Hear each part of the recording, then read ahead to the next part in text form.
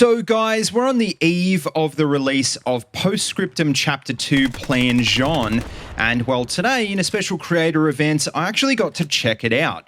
And as you can see, I've got some footage of the brand new map Stonne to show you guys, as well as a bunch of new details. So guys, this is BillyEatWorld again, and let's find out.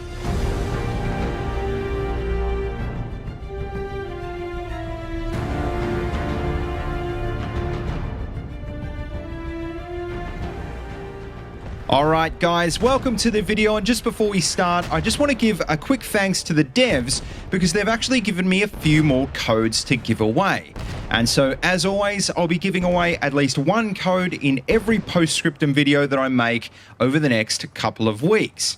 Now, all you have to do for a chance to win this week's code or any of the other codes is follow me on Twitter and retweet the post for this video. And I'll be leaving all the links that you'll need in the description of this video down below. And as usual, I'll be randomly selecting a winner in the next video. But anyway, guys, with that out of the way, to kick off, let's talk about the important details that you're gonna want to know about the launch of Chapter 2.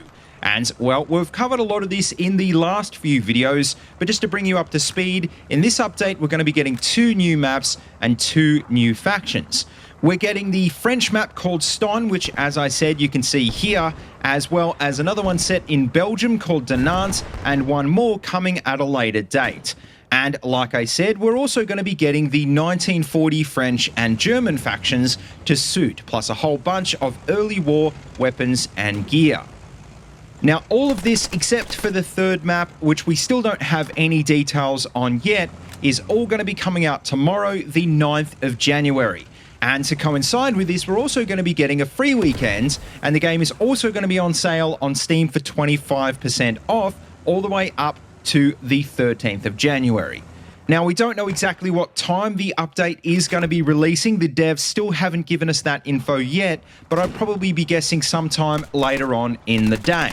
And just on another note, if previous experience is anything to go by, and if the vanilla patch is the same size as the one we had to download for the event today, well, you should be prepared for about a 3.5 gig download when it finally does launch. Now, speaking of the event today, well, it was only a few hours long, which obviously doesn't give you a lot of time to check out everything.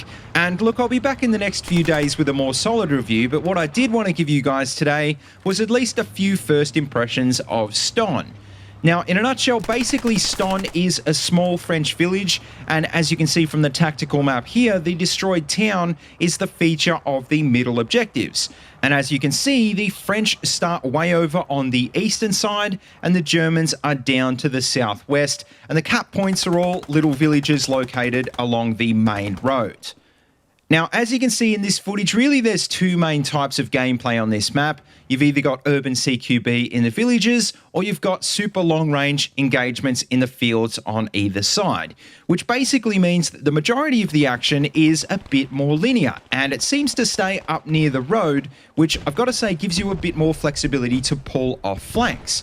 And also I should mention, even though I didn't get to capture it today, that there is a day preset of Stonne as well as the Twilight version, which you can see in this gameplay, which I've got to say completely changes how the map plays out. It makes it a lot easier to sneak around, but I mean, I know that some people are going to hate that reduced visibility. Now, like I said, it's still probably too early to give this map a full review yet, but just to finish up, what I will say is that it doesn't seem too overly unique, which I guess is a little bit disappointing. But in saying that, what I did appreciate was the fact that it felt a bit more like a Hell Let Loose map. It was a bit more predictable and a bit more open, which made it a lot more easier to see the silhouettes of guys running around. And in this particular round, I always kind of felt like I knew where the enemy could be, and I could kind of predict where their spawn points would be set up. So all in all, here's the final thought, and like I said, this is just a first impression. Even if the map itself is a bit bland and generic, at least the gameplay wasn't too bad. But anyway, guys, that just about wraps up this quick update video. So as always, make sure you let me know what you think in the comment section down below. And just remember, if you want more details on how to win a copy of the game in this week's giveaway, well, I'll leave all the links down in the description. As always, though, don't forget to like, comment, and subscribe, and please feel free to check out the links in the description if you want to see any more of these videos. And also, don't forget you can find my Twitter and Discord links down there as well if you want to keep in touch. And as always, until next time, see you later, and have a good one.